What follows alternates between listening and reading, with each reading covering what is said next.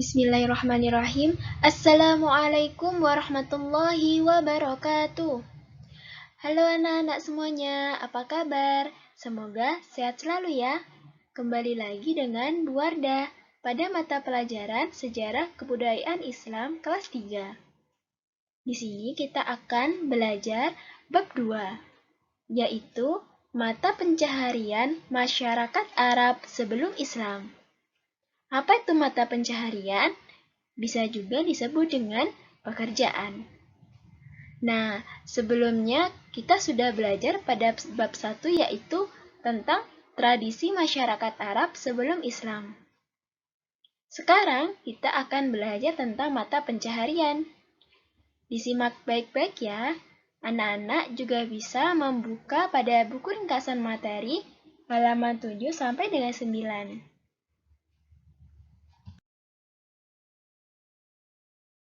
Kompetensi dasar. Yang pertama adalah memahami mata pencaharian masyarakat Arab sebelum Islam. Dan yang kedua, mengorganisasi informasi tentang mata pencaharian masyarakat Arab sebelum Islam.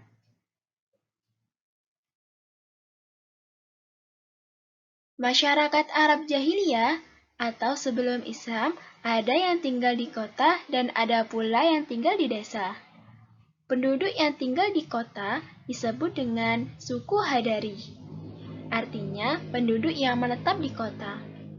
Mata pencaharian mereka adalah berdagang. Sedangkan penduduk pedesaan disebut dengan suku Badawi atau Badui, yang suka berpindah-pindah tempat. Golongan penduduk inilah yang terbesar jumlahnya dibandingkan dengan penduduk lainnya.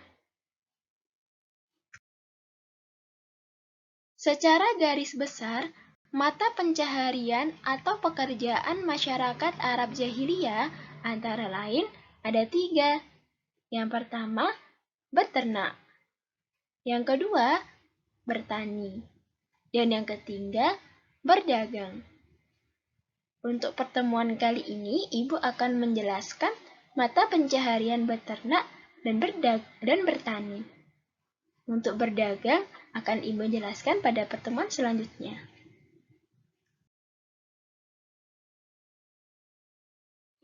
Yang pertama adalah beternak. Beternak menjadi sumber kehidupan bagi Arab Badui. Mereka berpindah-pindah menggiring ternaknya ke daerah yang sedang musim hujan atau padang rumput. Mereka mengkonsumsi daging dan susu dari ternaknya, serta membuat pakaian dari bulu domba. Binatang ternak yang mereka pelihara terutama adalah biri-biri, kambing, dan unta. Jika telah terpenuhi kebutuhannya, mereka menjualnya kepada orang lain. Orang kaya di kalangan mereka dinilai dari terlihat banyaknya hewan yang dimilikinya.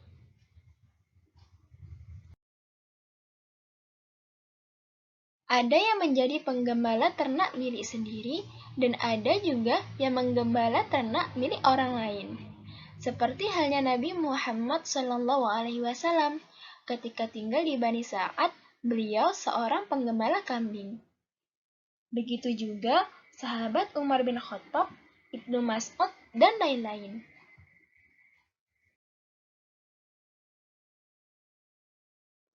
Nah, yang kedua adalah bertani. Jazirah Arab di sebagian besar daerahnya berupa padang pasir yang luas. Keadaan di padang pasir itu sangat panas dan gersang. Di padang pasir hampir tidak ada pohon-pohonan, tetapi ada juga sebagian yang tanahnya subur. Lahan yang subur itulah terletak di lembah-lembah yang terdapat mata air atau disebut dengan oase, dan sering turun hujan.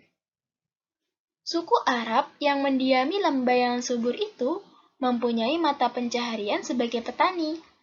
Tanah pertanian mereka antara lain sayuran dan buah-buahan. Hasil pertanian itu kemudian dijual ke kota-kota seperti Mekah dan Madinah.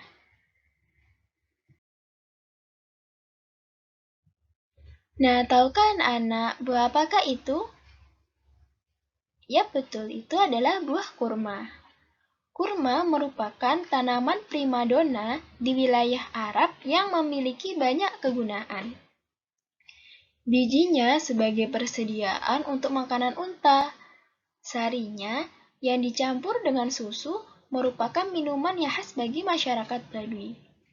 Batang kayunya digunakan sebagai bahan bakar untuk keperluan memasak. Sedangkan daunnya digunakan untuk membuat atap rumah. Kemudian, serabut pada dahannya digunakan sebagai tali tambang. Banyak sekali ya manfaatnya. Karena itu, pohon kurma selalu menjadi pujaan dan impian orang-orang Baduy yang sepanjang kehidupan mereka kekurangan air dan buah-buahan. Pada wilayah-wilayah pesisir pantai, banyak menghasilkan buah dan sayur-sayuran. Seperti halnya wilayah Yaman. Wilayah Yaman merupakan wilayah tersubur di Jazirah Arab yang menghasilkan gandum dan kopi. Pertanian mereka menggunakan sistem tada hujan. Sedangkan jagung dan padi tumbuh subur di beberapa wilayah Oman. Sedangkan Hadramaut dan Mahra utamanya menghasilkan palawija. Hasil-hasil pertanian inilah yang menjadi komoditas perdagangan di Arabia. Nah, pada pertemuan selanjutnya kita akan membahas mata pencaharian masyarakat Arab sebelum Islam, yaitu berdagang. Ibu cukupkan sekian agar anak-anak bisa memahami dan menyimak kembali apa yang sudah kita pelajari. Untuk minggu depan kita akan ujian KI 4 dan juga CBT. Semangat ya!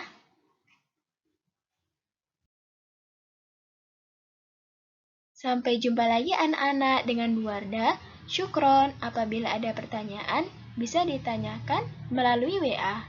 Wassalamualaikum warahmatullahi wabarakatuh.